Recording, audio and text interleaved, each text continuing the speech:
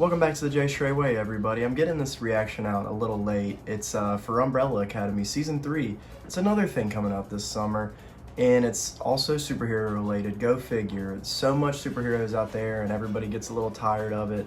I have to say, of all the superhero series we've had these past few years, Umbrella Academy is like in the top 5 for me. I really like it. I prefer it over The Boys, because they always kind of had like a spiritual rivalry in my own head. They come out around the same time. Their trailers both dropped this week. The Boys has more of a movement and it's just more culturally important.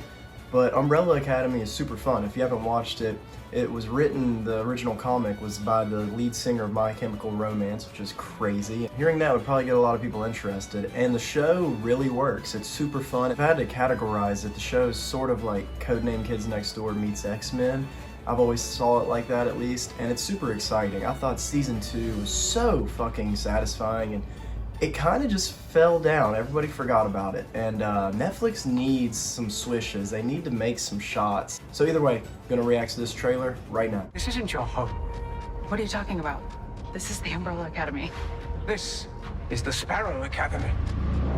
Whoa. Right where we left off. When we Just how it ended. created a time paradox. Our little paradox brought forth a freaking Kugelblitz. What the hell is a Kugelblitz? Essentially, we're screwed. Cuckoo Blitz.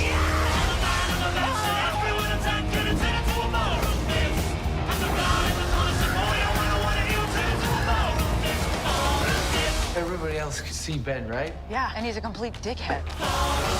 They're all dickheads. Dickheads who can fight. The next person to say dickhead is getting a punch to the throat. Dickhead. Dickhead.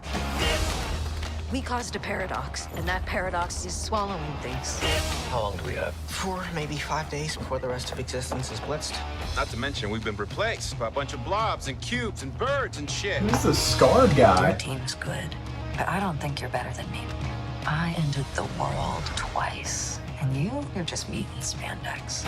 Dad didn't adopt us as babies, but those babies still existed here. So, if you ever see your other self, Kill them. Sleep with them. avoid them. What the hell is wrong with you? Oh, come on. As if you wouldn't climb Luther Mountain.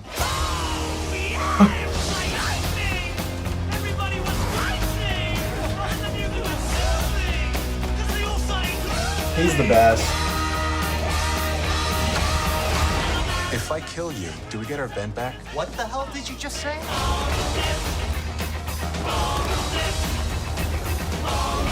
What are you, their mascot? More like their ringer.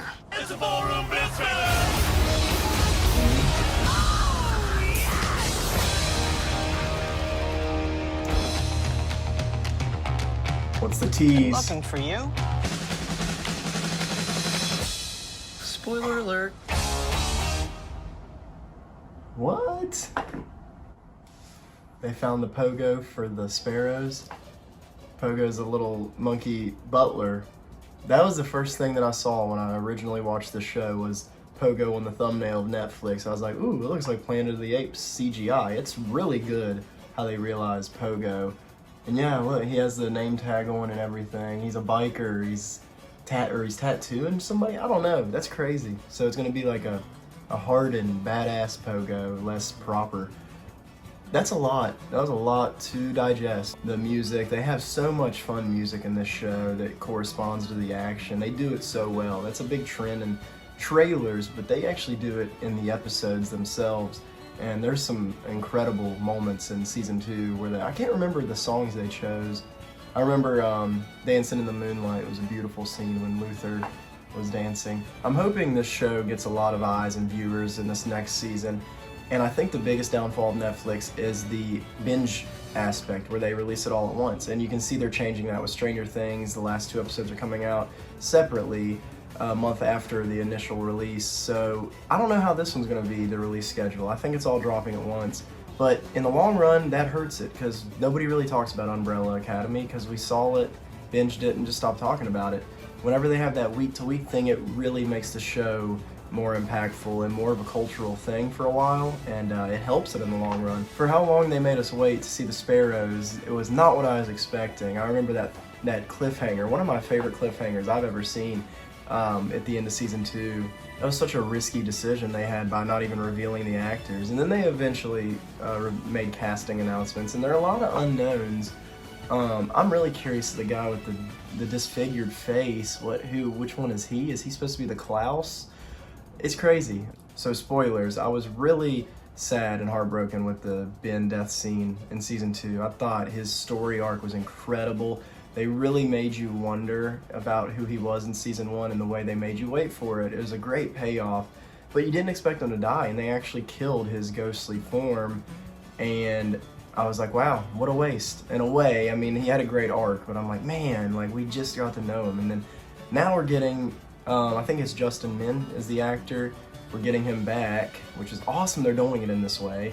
Because when I saw him at the end when he has a scar on his face, that's such a badass ending, man. That cliffhanger, dude, I cannot get over it. But we're about to get all these answers. And I know this show's very sporadic, very all over the place. There's so many different looks they have. Diego had long hair in some scenes, short hair in some scenes. Vanya changes her look up in the season. Everybody's changing their look. Klaus probably will again. He changed it last season. Klaus is always my favorite character. That actor, he needs more roles. Robert Sheehan, he's so fucking delightful to watch. And yeah, he really steals the show. A lot of people would say number 5 does, the little younger actor. Aiden, I think is his name, Aiden Gallagher. He's electric. And yeah, it looks like he's still going to command the ship a lot in this series, this season. He's always the leader, pretty much. And then Luther, we all love Luther. He's just a big dope. I'm excited to see how they tie up some of these loose ends. You figure out their father, I cannot remember his name, but Reginald, I think, he's a freaking alien at the end of season 2. So it wasn't a real guy the whole time that founded them and that raised them. It was an alien.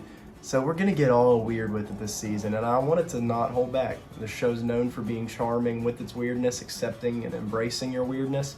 And yeah, I want them to just go hard with it this season, and it seems like they are. So thanks for tuning in, guys. I will see you next time. Like and subscribe.